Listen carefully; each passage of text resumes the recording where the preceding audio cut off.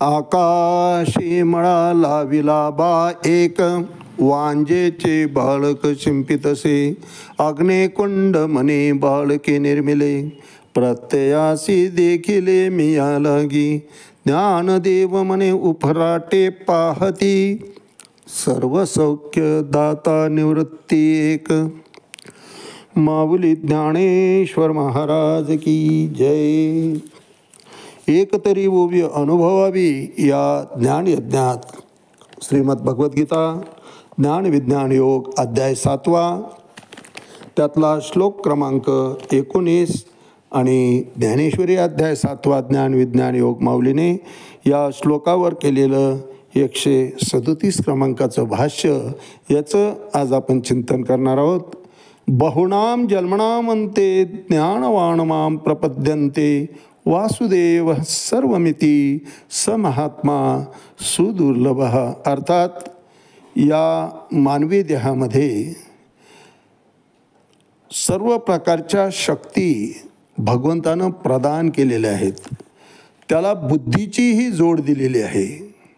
अर्थात बुद्धीचा दाता या सर्व शक्तीप्रमाणे तोच परमात्माच आहे. आपल्याला बोलण्याची शक्ती प्रदान केलेली आहे, ऐकण्याची शक्ती प्रदान केलेली आहे, मत प्रदर्शित करण्याची शक्ती आहे महाराज, मानसिक कार्य करण्याची शक्ती आहे. या सर्व प्रकारच्या शक्ती असल्या तरी त्या स्वतंत्र नाहीत, याचं चिंतन आपण काल केलो. ती भगवंताची देण आहे. विस्मरण ही सुद्धा भगवंताची देण आहे. 15वा अध्याय पुरुषोत्तम योग यामध्ये 15व्या श्लोकामध्ये भगवंत सांगतात की सर्वस्य चाहम हृदय सन्निविष्टो मत स्मृतिरज्ञान उपोहणम च. अर्जुना, मी जीवाला एकटं कधीच सोडलेलं नाही. भगवंत म्हणतात सर्वस्य चाहम हृदय सन्निविष्टो मत स्मृतिरज्ञान उपोहणम च. माझ्यामुळंच स्मृती आहे, माझ्यामुळेच ज्ञानाची प्राप्ती आहे आणि विस्मरणही माझ्यामुळेच आहे. आपण काल चिंतन केलं की आपल्याला स्वतःचं सुद्धा विस्मरण होणं ही भगवंताची देणगी आहे. वृद्धापकाळामध्ये विस्मरण झालं तरच शांत चित्तानं मनुष्य जगू शकतो. नाही तर त्याचं जर प्रत्येक गोष्टी ज्ञात राहिल्या आणि त्या ठिकाणी स्वतःची जाण शिल्लक जर असेल तर पराधीन जीवन सुरू झाल्यानंतर तो ओशाळतो. पण तेच जर विस्मरणमध्ये घातलं, स्वतःचं स्मरण ठेवलं नाही तर दुसरीकडून जरी आपल्या शरीराच्या क्रिया करून घेत असल्या तरी त्यात शरम वाटत नाही, लाज वाटत नाही. कारण ती लाज भगवंत विस्मरणाच्या स्वरूपानं काढून घेत असतो. म्हणून त्याचा जर आम्ही भगवंताशी असलेला संबंध तोडून वापर केला तर त्याला काहीच महत्त्व राहत नाही महाराज. भगवंताने या शक्ती ज्या दिलेल्या आहेत ते त्यानं त्याचं कार्य आपल्याकडून करून घेता यावं याकरता प्रदान केलेले आहेत. तुम्ही घ्या रे डोळे सुख, पहा विठोबाचे मुख, तुम्ही ऐका रे कान माझ्या विठोबाचे गुण, मना तेथे धाव घेई राहे विठोबाचे पायी, तुका म्हणे जीवा नको सोडू या केशवा.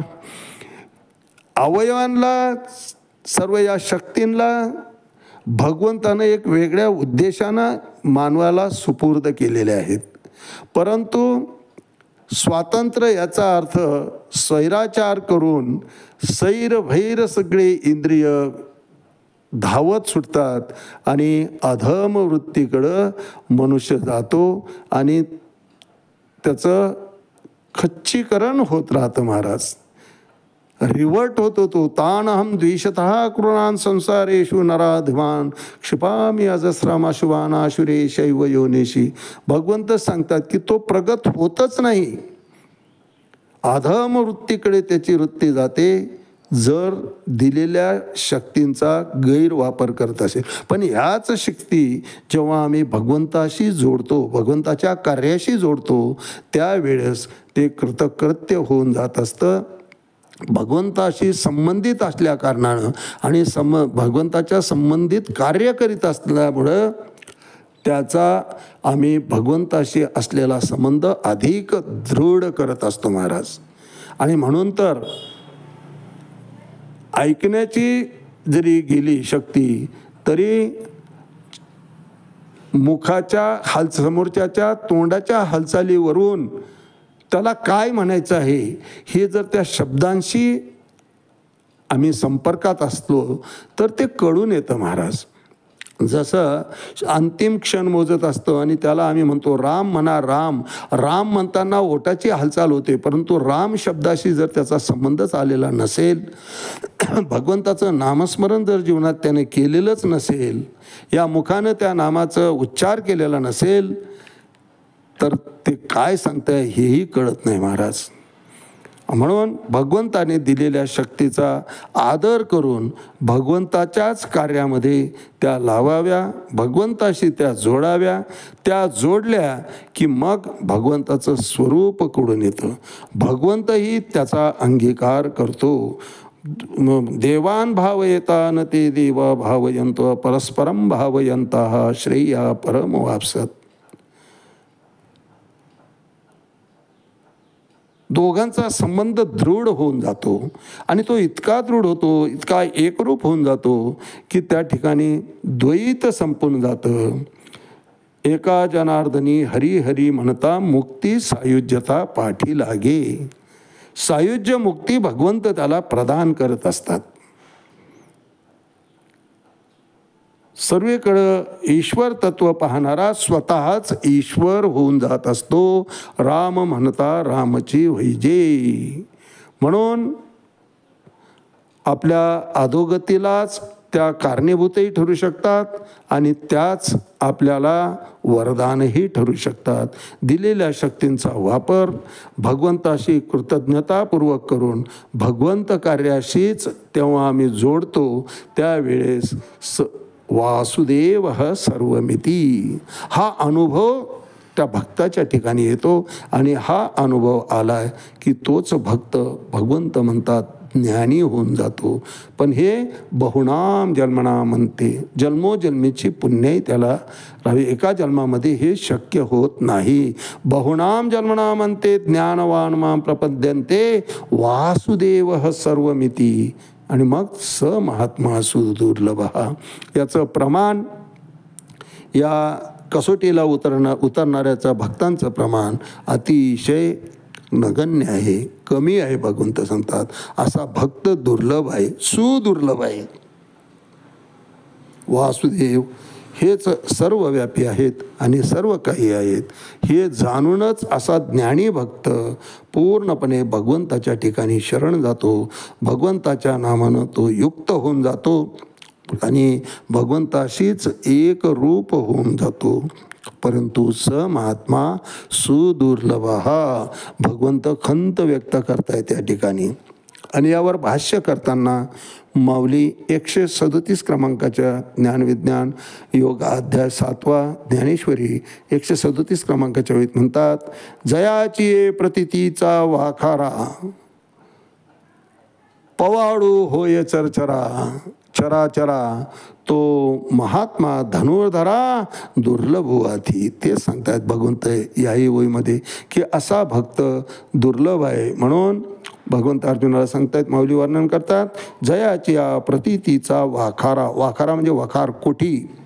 पवाळू होय चराचरा. या चराचरामध्ये त्याचा विस्तार होऊन जातो. म्हणून हे धनुर्धरा अनुभूती रूप भांडारात सर्व चराचरात्मक विश्वाचा समावेश होतो. त्याला दुसरं असं काही वाटतच नाही. आणि हे जाणणारा महात्मा हा अतिशय दुर्लभ आहे. स महात्मा सुदुर्लभ. कोणता? वासुदेव सर्वमिती. भगवंताला सर्वीकडं व्यापक दृष्टीनं पाहणारा महात्मा असा ज्ञानी हा अतिशय दुर्लभ आहे. जन्मोजन्मीचं पुण्यसंचय झाल्यानंतर भगवंत म्हणतात माझ्या स्वरूपाची त्याला जाण येते आणि माझं स्वरूप कळालं की मीच सर्वे सर्व आहे, ही खुणगाठ मनाशी बांधून तो सर्व भावे सर्वार्थानं माझ्या ठिकाणी शरण येतो, अनन्य भावानं शरण येतो. आणि अनन्य भावानं शरण आला की अनन्य चिंतयंतो माम यजनापर्युपासते तेषां नित्याभियुक्तानां मग योगक्षेमं वहाम्यहम. त्याचा योग आणि क्षेम अर्जुना मी चालवतो, तो मला जीव की प्राण असतो. आज याच ठिकाणी थांबूया. रामकृष्ण हरी पुंडलिक वरदा हरी विठ्ठल.